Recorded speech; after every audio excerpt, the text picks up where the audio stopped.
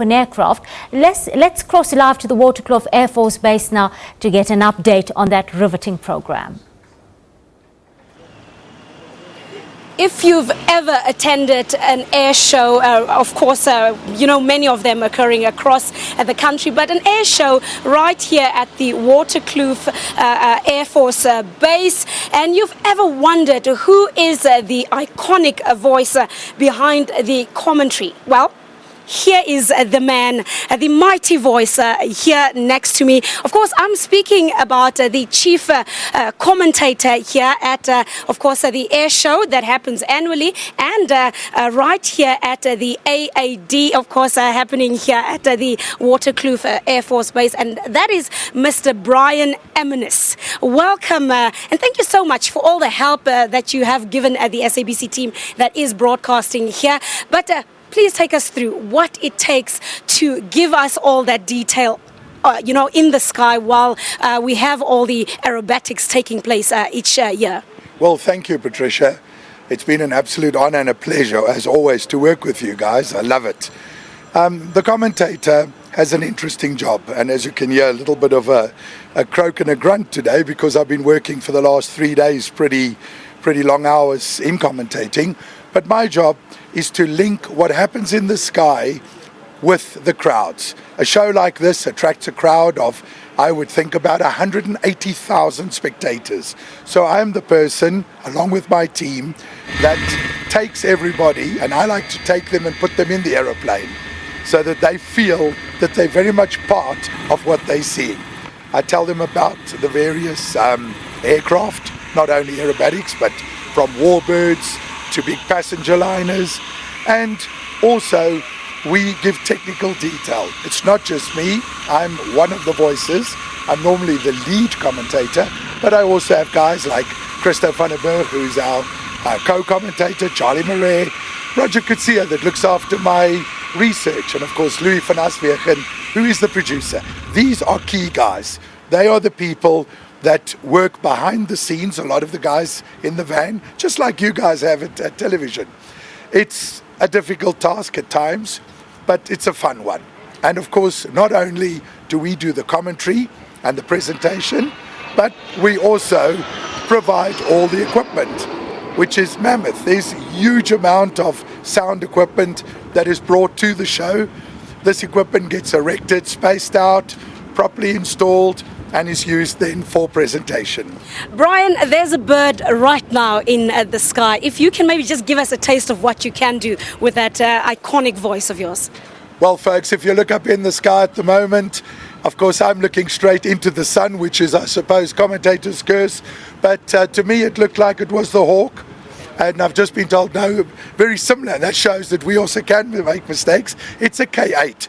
That particular aeroplane is made by Nanchang in China and is flown here by the team from Zambia.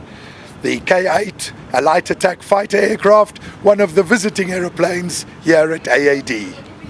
And of course, to have such a unique skill must take a lot of years of practice and a lot of research, and because you need to know a lot. I mean, you need to know each aircraft, you need to know the teams, you need to know who the pilot is, and what type of persona is actually doing what they're doing in the sky at that particular moment. Well, it's built up in trust, and you are so right. That's a good question, because that's exactly what happens. I build up a trust with the pilots. They share what their experiences with me. I go and fly a lot. I fly with the pilots and experience so that I can take, for example, I can tell you sitting in that aeroplane now, you'll be pushing down on the ejection seat. Suddenly, as you go upside down, you feel the blood rushing to your head. Now, I can only tell you that because I've done it. And that is very important. Research, also important. Read a lot. Talk to the various manufacturers, find out all the detail and make it all gel. And of course, annually, I mean, I've attended a lot of air shows right here at Waterkloof as well, at Waterkloof and so forth. And thousands of people come here annually, and this coming weekend we're expecting a large crowd to gather here for another air spectacular that will be displayed here.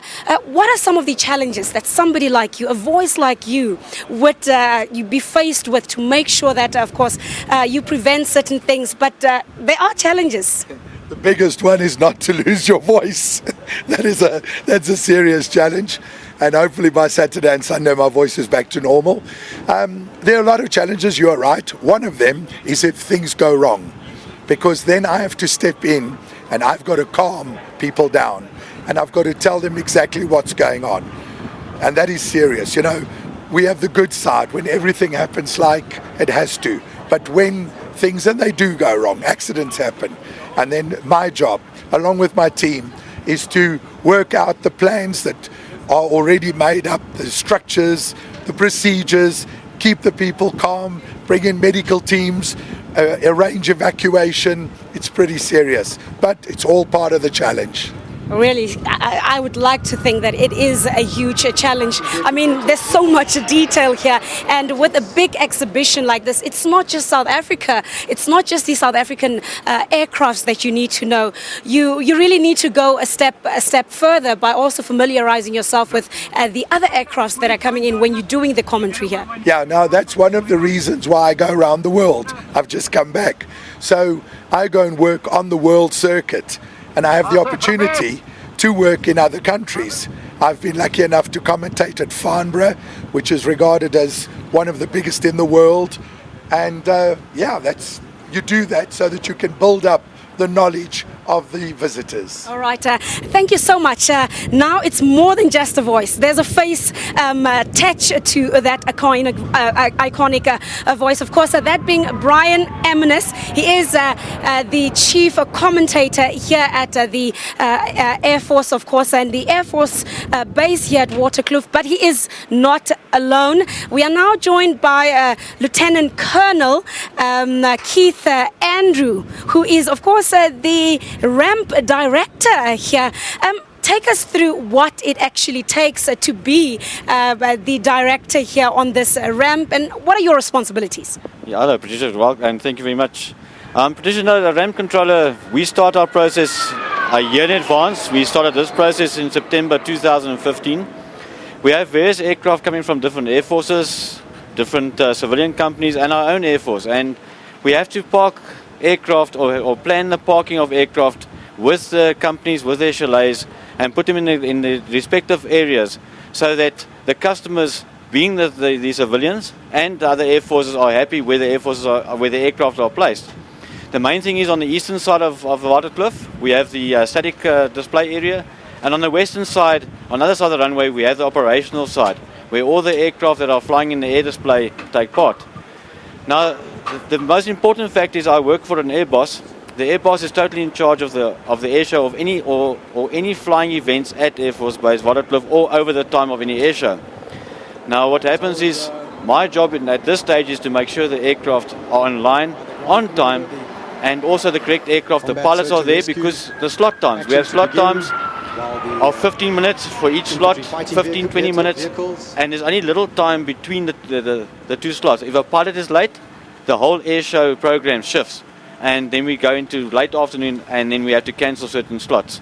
And what is your connection to air traffic control? How do they link up to you to make sure that you get the right slots, you get the right information and the right lineups?